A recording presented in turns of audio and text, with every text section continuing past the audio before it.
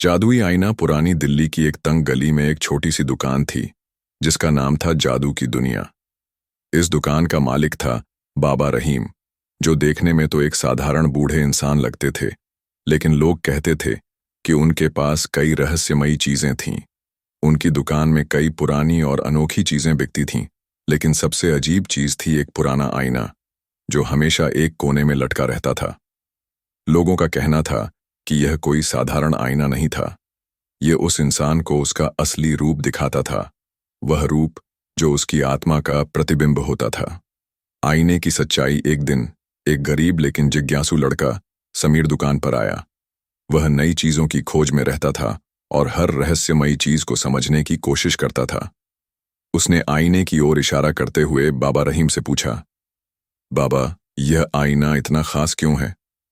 बाबा रहीम मुस्कुराए और बोले, बेटा, यह सिर्फ चेहरा नहीं दिखाता, बल्कि तुम्हारे अंदर की सच्चाई भी दिखाता है।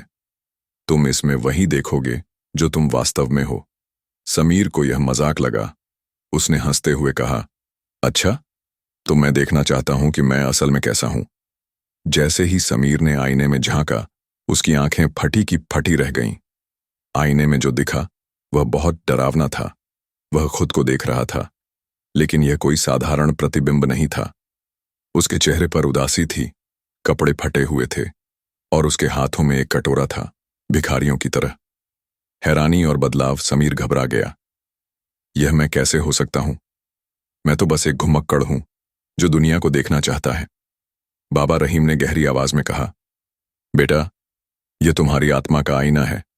यह तुम्हारे दिल की असली तस्वीर दिखाता है। तुम अंदर से खाली हो, क्योंकि तुम केवल दुनिया से लेने की कोशिश कर रहे हो, लेकिन किसी को कुछ दे नहीं रहे। समीर स्तब्ध रह गया। उसने सोचा, मैं हमेशा चाहता था कि लोग मुझे प्यार दें, इज्जत दें, पर मैंने कभी किसी और के बारे में नहीं सोचा। शायद इसी वजह से मैं हमेशा अकेला रहता हूं। उस दिन के बाद समीर बदल गया। अब वह सिर्फ लेने वाला नहीं, बल्कि देने वाला इंसान बन गया। उसने जरूरतमंदों की मदद करना शुरू किया, लोगों के साथ अच्छा व्यवहार करने लगा और जीवन का असली आनंद लेना सीख गया। कुछ महीनों बाद जब समीर फिर से उसी आईने के सामने आया, तो वह हैरान रह गया। अब उसका प्रतिबिंब बदल चुका था। अब उसके चेहरे पर मुस्कान थी, कपड़े साफ सुथरे थे और हाथ में कटोरे की जगह मदद के लिए बढ़ा हुआ हाथ था। बाबा रहीम मुस्कुराए और बोले, देखा बेटा, असली जादू इंसान के दिल में होता है।